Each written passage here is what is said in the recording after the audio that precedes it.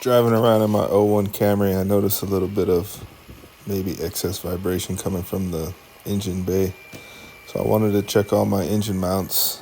In this first video, I basically propped up my camera and put it on the transmission dampener. So it's almost like a shock absorber on the transmission. And I just shifted it from drive to reverse to kind of get a feel for how much the engine and transmission is articulating in the engine bay. So it's quite a bit. Doesn't look too bad, but decided to just go ahead and do a visual inspection on all the motor mounts. So here, this one's a little tricky. It kind of has a hole for the CV axle to go through, but thankfully visually looks really good. I don't think this one has any issue at all.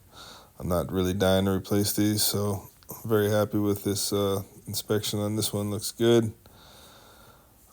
Continue the inspection. So this one's basically on the bottom of the motor towards the back of the car. Had to get under here to get this, and it's pretty tough to get a camera image of this, but I was able to kind of just see in between there where that silver bolt is, that rubber, that's the motor mount. And there I am zooming in on it. So yeah, the rubber looks intact and all good visually. I don't see any cracks or shifting of the bolt within the rubber. So happy with it. That does not look fun to replace. So the next one is basically a transmission mount. It's just basically between the frame or the subframe and the transmission. It's pretty basic, just like a rubber pad.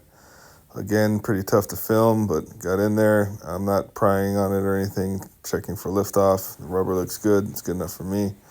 This is that shock absorber dampener thing I was showing you.